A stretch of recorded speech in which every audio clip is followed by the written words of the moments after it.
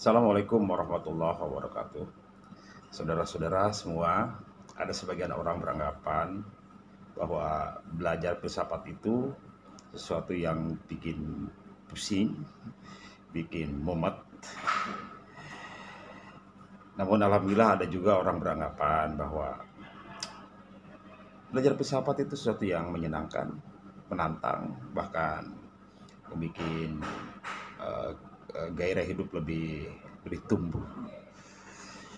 Ya, terlepas dari berbagai anggapan orang tentang uh, menyikapi filsafat, secara pribadi saya meyakini bahwa mempelajari filsafat itu sesuatu yang memang uh, cukup membahagiakan. Bahwa terjadi ada sedikit kerumitan-kerumitan, ya saya kira wajar. Dan itu lumrah terjadi tidak hanya di filsafat, tapi di uh, materi lain pun bisa saja orang mengalami kebingungan itu. Baik, selanjutnya saya ingin mengawali kuliah filsafat kali ini dari pengertian apa itu filsafat. Filsafat yang saya pahami adalah filsafat itu suatu proses perenungan yang rasional, kritis, sistematis, radik. Jadi perenungan itu suatu kegiatan di mana orang berpikir lebih serius, lebih sungguh-sungguh. Jadi perenungan dalam makna ini adalah tentu perenungan yang berdasarkan rasio ansih atau semata-mata berdasarkan rasio. Saudara-saudara, sebenarnya perenungan ini lumrah terjadi di setiap orang. Kita juga seringkali melakukan itu. Hanya mungkin kedalaman perenungan itu yang berbeda-beda. Kalau lihat sejarah, para filosof maupun para rasul ini menjadi semacam kegiatan pokok mereka ini. Mereka merenung, mereka berpikir serius. Yang jadi pertanyaannya, apa yang mereka renungkan? Apakah merenungi nasib atau merenungi apa gitu kan? Ya, para filosof, para rasul melakukan pekerjaan ini, perenungan ini tentu ada tujuan tersendiri atas apa yang mereka renungkan. Nah, dari perenungan ini, perenungan yang berdasarkan hanya rasio ini, lahirlah pemikiran-pemikiran yang kita bisa merasakan sampai hari ini hasil-hasil perenungan mereka. Jadi berfilsafat itu adalah merenung. Yang renungannya bukan berdasarkan perasaan, tapi semata-mata berdasarkan rasio. Selanjutnya, di samping merenung, filsafat itu adalah kritis. Nah, kritis ini sebetulnya secara fitrah semua manusia dilahirkan dalam kondisi kritis. Kritis bukan berarti penyakit kritis ya. Kritis itu dalam konteks berpikir kritis. Kita bisa perhatikan anak-anak. Semua anak-anak pada masa kecil itu mereka berpikir kritis. Apapun mereka pertanyakan. Tidak ada yang tidak dipertanyakan. Ketika disuruh makan, umpamanya mereka bertanya, "Ma, kenapa saya harus makan?" gitu kan. Ketika disuruh mandi, mereka juga bertanya, "Ma, kenapa saya harus mandi?" gitu. Nah, pertanyaan-pertanyaan ini terkadang membuat ibunya juga jengkel. Karena anak itu ketika dijawab disusul dengan pertanyaan berikutnya. Contoh umpamanya, "Mama, kenapa sih harus mandi?"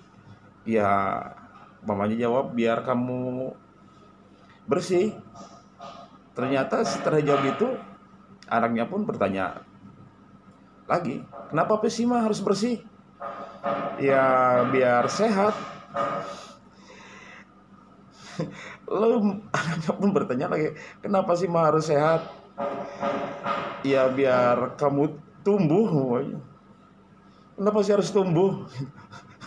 dan, dan terus begitu. Yang terkadang orang tua yang kurang bijak itu bisa saja membentaknya karena jengkel dengan pertanyaan-pertanyaan berikut seperti itu. Nah ini daya kritis ini di masa anak-anak seiring dengan pertumbuhan usia mulai berkurang. Masuk SD mulai berkurang daya kritisnya itu kan. Nggak tahu tuh karena apakah faktor lingkungan yang baru yang membuat mereka tidak kritis, atau karena memang faktor guru yang tidak memberikan kesempatan untuk dia kritis. Dan herannya semakin tumbuh, semakin besar daya kritis itu seringkali hilang. Masuk SMP makin hilang, masuk SMA makin hilang, bahkan masuk perguruan tinggi pun daya kritis itu tidak sedikit orang yang hilang daya kritisnya. Saya kalau berikan kesempatan kepada mahasiswa di kelas, silakan siapa yang mau bertanya. Itu kalaupun ada yang bertanya, hitungannya tidak hitungan jari aja, hanya 2-3 orang, selebihnya menjadi pendengar setia. Nah, dengan belajar filsafat ini justru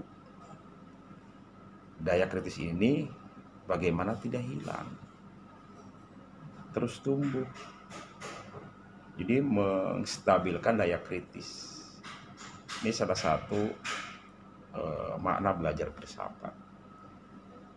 Jadi supaya kita tetap kritis. Nah, ini penting dalam hidup kritis ini. Apalagi zaman sekarang ini, zaman medsos, banyak sekali hoak-hoak yang beredaran. Kalau dulu kan hadis palsu lah ya. Sekarang karena tidak ada hadis, tidak nabi kita sudah nggak ada. Yang ada adalah hoak, berita-berita palsu, berita-berita bohong. Nah, bagi orang-orang yang tidak kritis, hoak itu dianggap benar. Padahal berita-berita di medsos itu siapa yang membuatnya, referensinya apa, nggak jelas banget itu. Tapi seringkali jadi sebuah keyakinan, dipercaya kebenarannya. Nah ini akibat daya kritis yang kurang gitu kan. Bahkan tidak sedikit orang yang tertipu karena daya kritisnya yang kurang. Nah, belajar filsafat ini bagaimana kita terus berpikir dengan kritis, menggunakan rasio kita, tentu rasio yang diberikan Tuhan.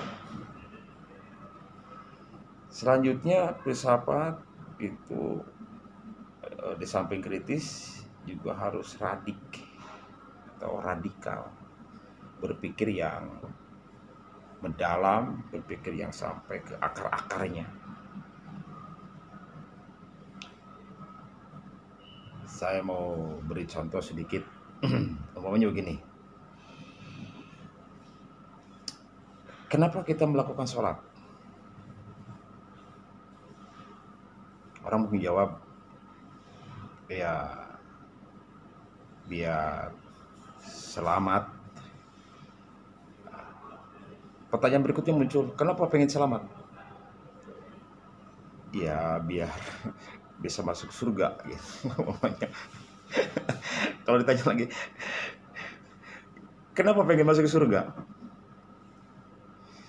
Ya biar bisa bahagia. Pertanyaan berikutnya muncul lagi, kenapa pengen bahagia? Dan terus seperti itu sampai ketemu jawaban dasarnya. saudara-saudara juga bisa berpartisipasi untuk menjawab kenapa sih kita selama ini melakukan sholat. Ketika saudara menemukan jawaban, lalu pertanyakan lagi jawaban itu. Ketemu jawaban, pertanyakan lagi jawaban itu, sampai terus saja, sampai benar-benar kita ketemu hakikat kenapa kita melakukan sholat. Nah, setelah ketemu, itulah yang namanya radik itu. Saudara bisa menyimpulkan nanti bahwa kenapa saya sholat, karena saya ini. Oke, jadi berpikir radik ini penting. Sebab kenapa? Karena seringkali kita tuh berpikir dangkal. Bahkan seringkali kita tidak menggunakan logika. Udah, apa yang orang katakan kita manut, apa yang orang sampaikan kita manut aja. Nah ini, apa yang kita lakukan kita tidak tahu, gitu kan? Kenapa saya melakukan ini? Kenapa saya melakukan itu? Padahal kalau sedikit aja kita gunakan akal kita, mungkin kita bisa menemukan hakikat dari apa yang kita lakukan, dari apa yang kita